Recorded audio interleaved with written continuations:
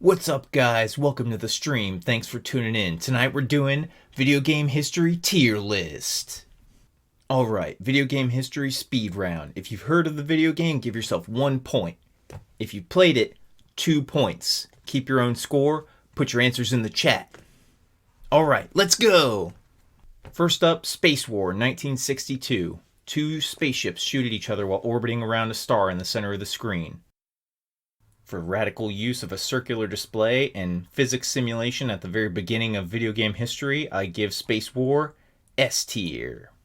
Next up is the classic Pong, here in an awesome wood panel case. For being possibly the best use of a quarter in 1972, I give Pong A tier. Next up in 1976, the classic game Colossal Cave Adventure. This is a text-based game where you type in commands to perform actions. For inventing the adventure genre and being a really cool use of cutting-edge language technology, I give Colossal Cave Adventure A tier. For inspiring an entire genre of developers, I give Rogue S tier. In 1981, Tempest was released. This was an arcade cabinet game which relied on vector graphics. There's no raster images or sprites in this game. All the art is a collection of lines and points and can be scaled up with no loss of quality. For having a radically different graphics system, I give Tempest A tier. Next in 1982 was Microsoft Flight Simulator. This is the longest running line of Microsoft products. I'm sure all those dials and stuff are radical, but for being kind of boxy and bland, I give Microsoft Flight Simulator C tier. If you're a student of 3D rendering, you can't pass up Doom as an example of radical new developments in 3D rendering. For having such a banging soundtrack and also running on everything like toasters and refrigerators, I give Doom S tier. Alright, next we have Crash Bandicoot for PlayStation 1.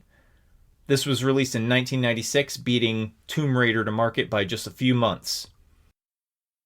For truly pushing the limits of what 3D rendering was capable of on commodity hardware, I give Crash Bandicoot S tier.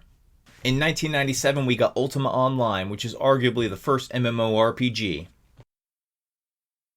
I had a lot of good times playing UO, but also a guard killed me because I didn't know what to do and I got robbed right outside of town. I give UO B tier. In 1999, we got EverQuest. Legend has it there was a command that you could order pizza directly from the chat box so you didn't have to use the telephone. It was a pioneering game, but for destroying a lot of marriages, I give EverQuest C tier. For the first game of the current millennia, we have Counter-Strike. This was written with Valve's Source Engine and had unprecedented levels of modability and custom maps released for it. However, for having an incredibly toxic social environment and because my friend Randy killed me every Friday for a year straight, I give Counter-Strike D tier. In 2001, Halo Combat Evolved rocked the Xbox original. Gonna be honest, I never even played this one, but just because Red vs. Blue was hilarious, I give it B tier. In 2003, the Steam platform released. Hey, it's not a game, but it's incredibly important to video game history. It's super convenient to buy stuff on Steam, and there's sales all the time. However, because I'm very suspicious of monopolies, I give it C tier. In 2004, World of Warcraft came out. I made a lot of friends on WoW, but also it costs $15 a month, which was really hard to come up with when you're in high school and don't have a job. I give World of Warcraft D tier. In 2011, Minecraft was released. Using procedural generation, you can walk in any direction almost forever and continue to see new content, possibly never seen by any player before.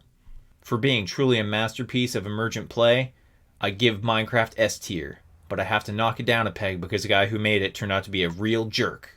In 2018, Among Us was released.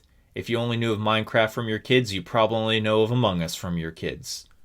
For being a meme that I didn't ever really like, I give Among Us F tier. Last but not least, we got Factorio.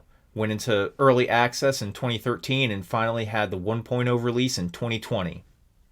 As a programmer, I'm legally required to give Factorio S tier. Alright guys, hope you enjoyed the lightning round. See you next time!